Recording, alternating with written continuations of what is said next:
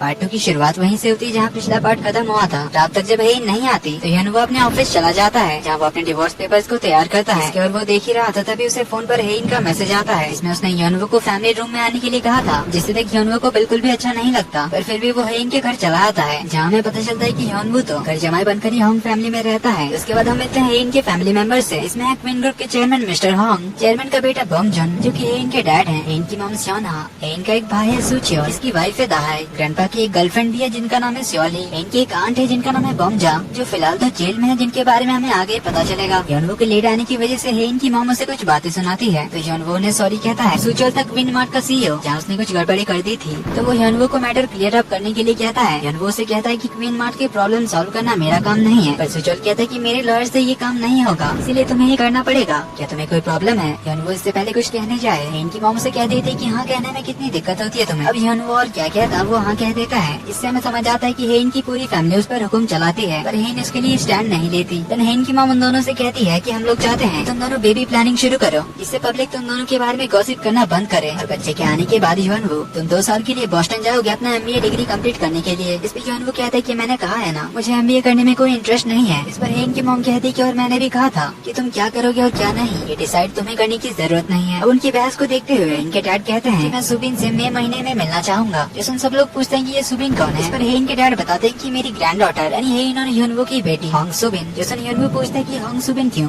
Big Subin क्यों नहीं। जिसमें हेन के डैड उसे कहते हैं क्या तुम नहीं चाहते कि मेरी ग्रैंड डॉटर को उसकी मॉम का सरनेम मिले, हमें ये पैट्रियार्चल सिस्टम को फॉलो करने की जरूरत नहीं है, पापा का सरनेम यूज करना काफी ओल्ड फैशन है। ये सब सुन यनवो अब उन्हें क्या ही कहता, चुपचाप उनकी बातें सुन लेता है। इस पर भी हेन यनवो के सपोर्ट में कुछ भी नहीं कहती, इससे यनवो उससे काफी डिसअपॉइंट होता है। इसीलिए अपने रूम में जाते हुए यनवो हेन को रोकते हुए कहता है कि हमें बात करनी होगी। हेन कहती हाँ बोलो। यनवो कहता है कि क्या हमें बेबी प्लानिंग करना चाहिए, हमारे बीच जो कुछ भी चल रहा है इसके बावजूद भी, और मुझे अकेले अब्रॉड भी जाना पड़ेगा। हेन कहती हाँ इसमें क्या हुआ, अच्छी तो बात है, कहीं तुम ये तो नहीं चाहती कि मैं भी तुम्हारे साथ अब्रॉड चलूं। यनवो कहता है बिल्कुल नहीं। हेन कहती हाँ तो बस अपने हिस्से का काम करो फिर अब्रॉड चले जाना, हमारे बच्चे का ध्यान रखने के लिए हम किसी और को हायर कर लेंगे। सिंपल और अच्छा आइडिया तो है। जिसने यनवो कहता है कि क्या तुम थोड़ी सी भी सीरियस हो, तुम सच में बच्चा चाहती हो। हेन कहती हाँ अगर जरूरत पड़ी तो। ये सब सुन यनवो को तो और ज्यादा गुस्सा आ रहा था, वो कुछ कहने जाता है इससे पहले हेन को एक कॉल आ जाता है। इसमें वो अपने और यनवो के बारे में एक अच्छा सा आर्टिकल पब्लिश करने को कहती है। स्पेशली यनवो के बारे में अच्छे से लिखने के लिए कहती है कि वो सियोल नेशनल यूनिवर्सिटी से पढ़ा है जहाँ की लॉ स्कूल का वो बेस्ट लॉयर है। ये बात अगेन यनवो को पसंद नहीं आती तो वो उसे कहता है कि तुम ये इंटरव्यूज करना बंद करो, मैं इंटरव्यू से थक चुका हूँ, अगर तुम्हें इतना ही इंटरव्यू देने का मन करता है तो अकेले करो। हेन कहती है अकेले कैसे करूँ, हमारी शादी के बारे में ही सारे इंटरव्यूज होते हैं। तो यनवो कहता है कि तुम खुद उन्हें मेरे बारे में सब बता देना, जो मन में आएगा बता देना, हम दोनों कितना प्यार करते हैं, एक दूसरे से हैप्पीली मैरिड हैं, वैसे भी तो सब झूठ है, क्या फर्क पड़ता है। ये बोलकर वो गुस्से में घर से निकल जाता है और हेन बस चुपचाप खड़ी रहती है। अभी उसे फिर से कॉल आता है। इसमें हेन कहती है कि उनके कौन से फोटोज को पब्लिश करना है वो मैं तुम्हें बताऊंगी। इधर यनवो तो गुस्से में चलकर ही घर से बाहर निकल जाता है। इधर हेन का भाई सुचियो गार्डन में घूम रहा था।